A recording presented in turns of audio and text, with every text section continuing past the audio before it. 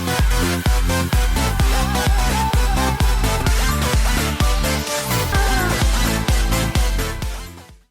Student, आज SM coaching institute की इस पहले वीडियो के अंदर हम बहुत ही इंपॉर्टेंट मुद्दा डिस्कस करने वाले हैं। वो है जापान के द्वारा अपनी मिलिट्री बिल्डअप किया जाना। जैसा कि आप तस्वीर में देख सकते हैं, ये जापानीज एयरफोर्स है। हाल फिलहाल में जापान बहुत बड़े पैमाने पे चाइना के एग्रेशन को झेल रहा है, लेकिन अब जापान ने यह तय कर लिया कि उस एग्रेशन को आने वाले समय में झेलने को बिल्कुल भी तैयार नहीं है। हाँ, सही, आपने बिल्कुल सही सुना है कि जापान अब वही पुराना समुराई बनने को तैयार है जिसके खौफ में एक समय चाइना 70 सालों तक रहा था। आज जापान वही जापान दोबारा बनने को तैयार है जिसने पूरे साउथ ईस्ट एशिया में सेकेंड वर्ल्ड वॉर के दौरान कोहराम मचा दिया था। जैसा कि आप इसमें देख सकते हैं कि Japan approves the biggest military buildup since second world war amid China fear.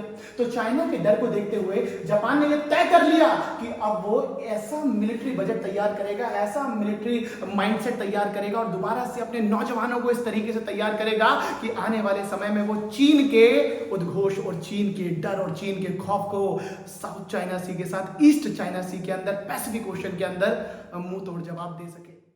आप इसमें देख सकते हैं, जैसा कि नेक्स्ट टॉपिक में है, यूएस वेलकम करता है। यूएस जो कि आज जापान का सबसे बड़ा प्रतिभागी, सबसे बड़ा ट्रेड पार्टनर और सबसे बड़ा मिलिट्री सपोर्टर है। आर्टिकल 9 के अनुसार जापान की पूरी सुरक्षा की जिम्मेदारी भी अमेरिका ने ही उठा रखी है। यूएस वेलकम करता है doubling of military spending but critics express unease over abandoning the 7 decade of the pacifism। तो पैसिफिज्म का मतलब होता है शांतिवाद की नीति। तो जापान पिछले 75 सालों से जिस शांतिवाद की नीति को अपनाता आ रहा था, आज उसने उस शांतिवाद की नीति को छोड़ना तय कर लिया है। और ये जो क्रिटिक्स है ना, जो इसको क्रिटिकली एग्जामिन कर रहे हैं, ज्यादातर ये आपको चाइना से ही देखने को मिलेंगे, क्योंकि भाई इन सब में अगर किसी की सबसे ज्यादा सुलग रही है तो वो कौन है? चाइना। जी हाँ, चाइना वही। अब भारत से उसका गलवान, भारत से उसका तवांग के अंदर क्लैश चल ही रहा है, वियतनाम से उसकी बनती नहीं, मंगोल करता रहता है चाइना। लेकिन अब जापान ने यह तय कर लिया कि अब वो ये सब चीजें झेलने वाला बिल्कुल भी नहीं है। अब इसमें हम देख सकते हैं, Japan has approved its biggest military buildup since the second world war. हाँ, वही shining navy of the Pacific Ocean जो जापान की थी, जिसने एक समय अमेरिका के ऊपर बड़े पैमाने पे हमले कर दिए थे, हवाई द्वीप पर हमले किए थे। Buildup since the second world war, warning that China poses the greatest strategic challenge ever and outlining plans to develop a counter strike capabilities funded by the record defence spending. मजेदार बात तो यह है कि जापान जो कि आज दुनिया भर में अपनी टेक्नोलॉजी के लिए फेमस है, अपने हथियारों के लिए फेमस है, उस जापान के पास anti aircraft system, anti missile system और दूसरे देशों पर हमला करने के लिए बेहतरीन इक्विपमेंट अवेलेबल ही नहीं है। कारण क्या है? कारण यह है कि सेकेंड वर्ल्ड वॉर के बाद से ही जापान ने पूरी तरीके से फोकस किया अपनी इकोनॉमी को डेवलप करने पे, अपनी इकोनॉमी के माइंडसेट को क्रिएट करने पे। उन्होंने एक तरह से मिलिट्री को अबेंडन कर दिया, मिलिट्री को त्याग दिया, मिलिट्री को छोड़ दिया। एक छोटी सी सेल्फ डिफेंस मिलिट्री को उन्होंने मेंटेन किया, जिसके पास ज्यादा पावर है नहीं। लेकिन अब जापान बदलने को तैयार है।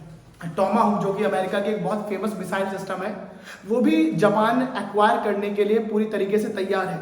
हजारों की तादाद में ये टॉमाहुक मिसाइल अब जापान लेगा। जापान पूरी तरीके से अब पुराने रूप में आने को तैयार है, खास तौर पे चीन के लिए। तो हम भारतीयों के लिए तो ये बड़ी ही अच्छी खबर है, क्योंकि हमारी बहुत अच्छे मित्रतापूर्ण संबंध है जापान के साथ में। आने वाले युद्धों के अंदर मजा देगा ये चीज। The plans announced by the government on Friday reflect growing alarm over more assertive Chinese military and a North Korean regime that continue to improve its nuclear and ballistic missile capabilities। जैसा कि जानते हो भैया, north Korea को Kim Jong Un कभी भी button दबा देता है, मिसाइल चल देती। शी जिनपिंग चाइना का राष्ट्रपति, तानाशाह 2036 तक उसको कोई नहीं हटा सकता, लगा पड़ा है वो। और वो भी लगातार जापान को डराता है, कभी सबमरीन भेज के तो कभी जहाज भेज के। और भैया भी किम जोंग उन ने तो कुछ समय पहले मिसाइल छोड़ दी, और वो मिसाइल जापान के ऊपर से जाकर पैसिफिक ओशन में गिरी, जिसने जापान के लिए अलार्म बजा दी। ये वही अलार्म है जो कि शिंजो आबे ने सन 2000 से ही गाना शुरू कर दिया था, जो कि अभी हाल फिलहाल में जापान के अंदर असैसिनेट कर दिए गए बहुत महान प्रधानमंत्री थे जापान के। और जापान को उन्होंने आने वाले भविष्य के खतरों के लिए तैयार करना अपनी जिम्मेदारी समझी। आगे क्या हुआ? मजेदार बात तो यह है, ये पगला नॉर्थ कोरिया स्लैम करता है कि भैया जापान ने अपनी पैसिफिस्ट नीति को क्यों छोड़ दिया, वो आखिरकार अपने मिलिट्री के बिल्डअप पर क्यों इतना ज्यादा स्पेंड करने को तैयार है। लेकिन हमें इस पूरे के पूरे जानकारी से देखने को मिलता है, पूरा का पूरा जो हमने डिस्कशन इससे देखने को मिलता है कि आने वाले समय पैसिफिक और इंडियन ओशन को लेके काफी ज्यादा नाटकीय होने वाला है। खासतौर पे क्वाड के 4 सदस्य हैं, भारत, अमेरिका, जापान और ऑस्ट्रेलिया।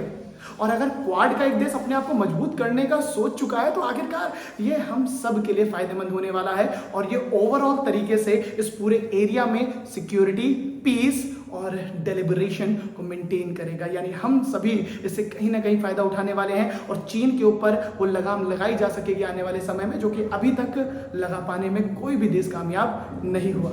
ये आप देख सकते हैं आप एक तस्वीर में कि आखिरकार ये पूरा का पूरा ईस्ट चाइना सी दिखता कैसा है। यहाँ नॉर्थ कोरिया लगातार हमला करने को तैयार है, इसी के साथ साथ में चाइना के साथ टेंशन है। यहाँ पर आप द्वीप भी देख सकते हो, ये आपका द्वीप है, इसको बोला जाता है आपका सेनकाकू द्वीप, जिसको लेके आज भी चीन और जापान के बीच में विवाद चलता आ रहा है। तो नमस्कार दोस्तों, आपको अगर ये वीडियो अच्छी लगी हो तो सब्सक्राइब करना, लाइक करना और बेल आइकन दबाना बिल्कुल भी ना भूलें, क्योंकि ऐसे ही वीडियोस अब इस चैनल पे आती रहेंगी और हम सब मिलके जीएस के विशेष मुद्दों को एक साथ डिस्कस करेंगे और सवाल और जवाब करेंगे कि आखिरकार दुनिया में चल क्या रहा है। Thank you.